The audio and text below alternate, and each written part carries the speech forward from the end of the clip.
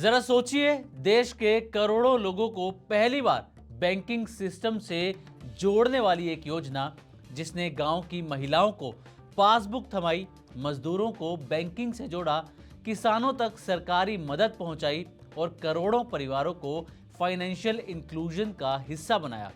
आज उसी योजना में एक ऐसा साइलेंट क्राइसिस देखने को मिल रहा है जिसका शायद अंदाजा भी नहीं लगाया गया होगा। यहाँ हम बात कर रहे हैं जन धन योजना की, जिसे आप जीरो बैलेंस अकाउंट भी अक्सर लोग कहते हैं। इसका मकसद था देश के उस इंसान को बैंकिंग सिस्टम से जोड़ना जिसके पास कभी बैंक अकाउंट था ही नहीं और हर सरकारी मदद बिना बिचौलियों के सीधे खाते तक पहुंचे। लेकिन अब इन अकाउंट्स में एक अलग ही तरह का खेल देखने को मिल रहा है।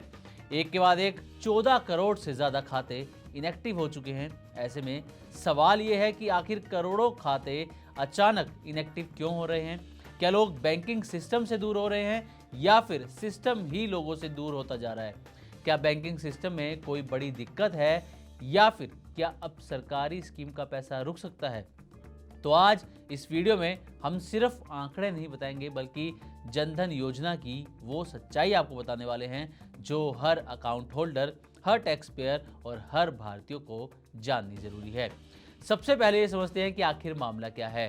तो ताज़ा आंकड़ों के मुताबिक मार्च 2026 तक देश में टोटल 58 करोड़ 18 लाख के आसपास जनधन अकाउंट मौजूद हैं और इन खातों में टोटल डिपॉजिट करीब 3 लाख करोड़ रुपए के आसपास है। यानी कि स्कीम का साइज बेहद बड़ा है, लेकिन चिंता की बात यह है कि सरकारी बैंकों में करीब 26% खाते, यानी कि नंबर्स के हिसाब से देखें तो 14.5 करोड़ के आसपास अकाउंट अब इनएक्टिव हो चुके हैं। अब आरबीआई इनएक्टिव अकाउंट किसे कहता है, पहले ये भी समझ लीजिए। दरअसल रिजर्व बैंक ऑफ इंडिया के नियमों के मुताबिक अगर किसी सेविंग अकाउंट में लगातार 2 साल तक ग्राहक की तरफ से कोई ट्रांजैक्शन नहीं होना, ना पैसा जमा हुआ, ना विड्रॉल हुआ और ना ही ट्रांसफर किया गया, तो उस अकाउंट को डोरमेंट या फिर इनऑपरेटिव अकाउंट माना जाता है।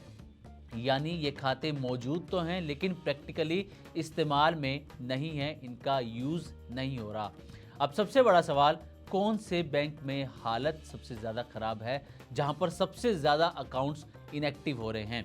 तो मीडिया रिपोर्ट्स के मुताबिक स्टेट बैंक ऑफ इंडिया यानी कि एसबीआई में सबसे बड़ी जो है वो गिरावट यहाँ पर देखने को मिल रही है। यहाँ पर इनएक्टिव अकाउंट्स की संख्या बढ़कर करीब 42 लाख तक पहुँच गई है और एसबीआई का इनएक्टिविटी रेट 11% से बढ़कर 23% हो गया है। इसके अलावा पंजाब नेशनल बैंक और बैंक ऑफ इंडिया में जो जनधन अकाउंट्स हैं, करीब 27% जनधन अकाउंट्स इनएक्टिव हैं। बैंक ऑफ इंडिया और यूनियन बैंक ऑफ इंडिया में ये आंकड़ा 36% तक पहुंच चुका है। यानी कि सरकारी बैंकों में तस्वीर चिंता बढ़ाने वाली है। Canara bank 29%, bank of Maharashtra 20%, UCO bank में 15% जनधन अकाउंट इनएक्टिव हो चुके हैं। लेकिन प्राइवेट बैंकों की तस्वीर सरकारी बैंकों से थोड़ी सी अलग है। रिपोर्ट बताती है कि प्राइवेट बैंकों में इनएक्टिव अकाउंट्स का रेशियो पिछले साल करीब 40% था, जो अब घटकर 36% पर आ गया है। लेकिन यहाँ भी एक बड़ा नाम चौंकाता है। आईसीआईसीआई बैंक में करीब 65% जनधन अकाउंट इनएक्टिव हैं, जो कि सबसे ज्यादा हैं। वहीं एचडीएफसी बैंक में सिर्फ 9% और आईडीएफसी फर्स्ट बैंक में सिर्फ 7% खाते जो हैं वो इनएक्टिव बताए गए हैं। बाकी और प्राइवेट बैंकों में क्या स्थिति है, ये आप अपनी स्क्रीन पर यहाँ पर देख रहे हैं। अब बड़ा सवाल ये कि आखिर इतने अकाउंट्स इनएक्टिव क्यों हो रहे हैं? तो एक्सपर्ट्स इसके पीछे कई वजह बता रहे हैं। मीडिया रिपोर्ट्स में ईग्रो फाउंडेशन के चरण सिंह का ये कहना है कि पहली वजह तो है डुप्लीकेट अकाउंट्स। दरअसल जब जनधन योजना शुरू हुई थी तब करोड़ों लोगों ने जल्दी खाते खुलवाए, कई लोगों के एक से ज़्यादा अकाउंट खुल गए और अब जो बैंक्स हैं वो अपना डेटा साफ कर रहे हैं, जिस वजह से अकाउंट या तो बंद हो रहे हैं या इनएक्टिव होते हुए अब नजर आ रहे हैं। दूसरी वजह है केवाईसी और आधार लिंकिंग। दरअसल कई अकाउंट होल्डर्स ने केवाईसी अपडेट नहीं कराया, जिससे अकाउंट इनएक्टिव होते चले गए।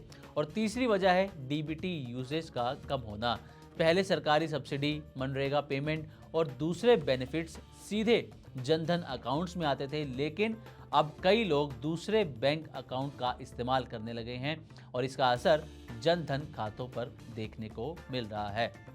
अब अगर पिछले साल से कंपैरिजन करें तो तस्वीर और भी दिलचस्प हो जाती है। मार्च 2025 में सरकारी बैंकों में करीब 11 करोड़ 24 लाख के आसपास इनएक्टिव अकाउंट थे, जो अब बढ़कर 14 करोड़ 38 लाख के आसपास हो चुके हैं। यानी कि सिर्फ एक साल में करीब 3 करोड़ से ज़्यादा खातों की इनएक्टिविटी यहाँ पर बढ़ती हुई नजर आई है। लेकिन यहाँ पर अभी हमने नेगेटिविटी की यहाँ पर बात कर रहे हैं, खाते इनएक्टिव हो रहे हैं इसकी हम बात कर रहे हैं, लेकिन यहाँ एक पॉजिटिव एंगल भी है। जो भारत सरकार है उसके लिए जनधन योजना सिर्फ बैंक अकाउंट नहीं बल्कि जेम ट्रिनिटी यानी कि जन धन आधार मोबाइल का बड़ा हिस्सा है। इसी नेटवर्क के जरिए सरकार ने फाइनेंशियल ईयर 26 में करीब 7 लाख करोड़ का डायरेक्ट बेनिफिट ट्रांसफर यानी कि डीबीटी किया था। सिस्टम अभी भी बेहद बड़ा और प्रभावशाली है, लेकिन सवाल यही है कि अगर करोड़ों खाते इस्तेमाल ही नहीं हो रहे तो क्या फाइनेंशियल इंक्लूजन का मिशन अधूरा रह जाएगा? क्या बैंकों को ग्राहकों तक दोबारा पहुंचना होगा? क्या केवाईसी आसान बनानी होगी? तो आज की वीडियो में बस इतना ही। इसी तरह की और भी वीडियोस के लिए देखते रहें Money9 और सब्सक्राइब करें हमारा यूट्यूब चैनल। साथ ही बिजनेस जगत की ताज़ा तरीन खबरों को आप हमारी वेबसाइट money9live.com पर भी पढ़ सकते हैं।